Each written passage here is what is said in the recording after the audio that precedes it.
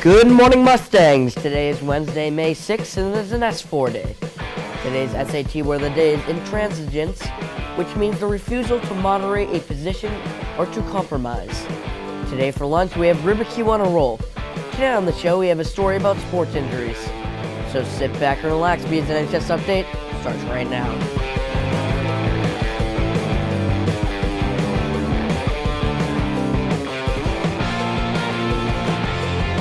Welcome to the show. I'm Brian King. And I'm Tori Giffen. There will be a 5K run to raise money for Fernando Morales Scholarship on May 23rd. See Sarah Morrissey to sign up or with any questions. Also, Light Up the Night to honor Fernando is May 29th at Father Max. Lanterns are $10. See Bella Aspinwall or Alex Avakian for an order form. Friendship Club meets tomorrow, and the theme is Earth, Mothers, and Others Day.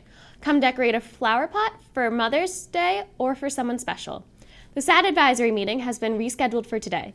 Please stop by after school in room 355 for a brief meeting.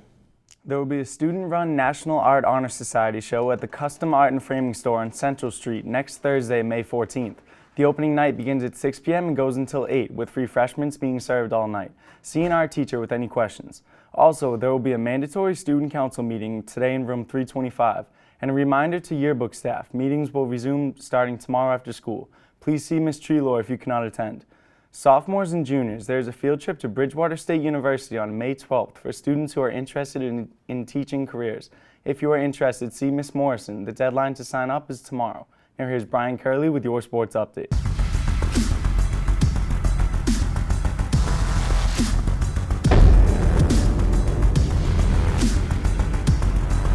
Good morning, Mustangs. Any senior track athlete interested in the Friends of Norwood Track Scholarship should see Coach Booth in room 230 for an application, and the deadline to apply is May 22nd. Yesterday, the boys lacrosse team lost to Needham 16-6, while the girls lacrosse team also lost to Needham 16-5. For high school athletes, sports injuries are critical and must be taken care of correctly. Sadie Krall reports.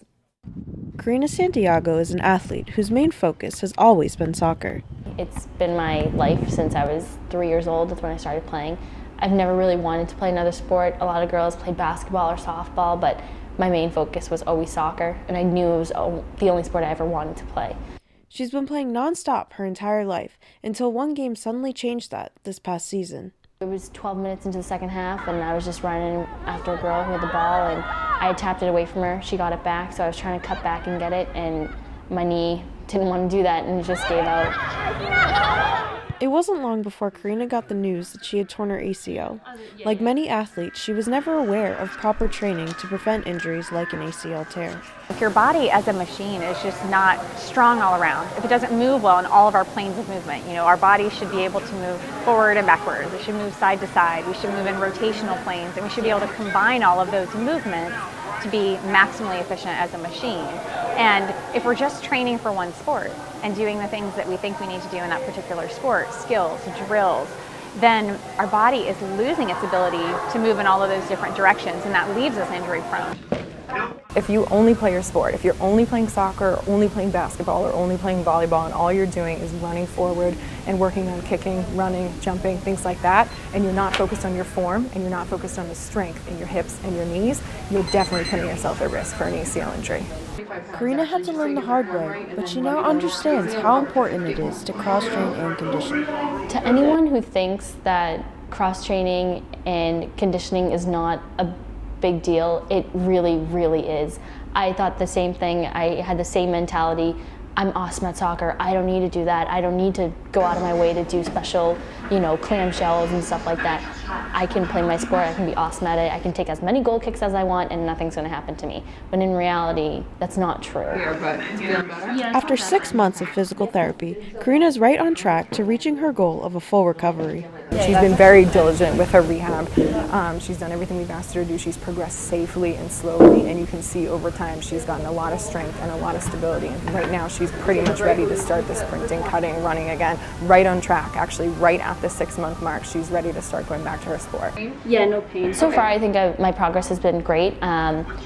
Every week when I go to physical therapy, I'm able to just go through all my warm-ups and my exercises, and with no pain, no setbacks.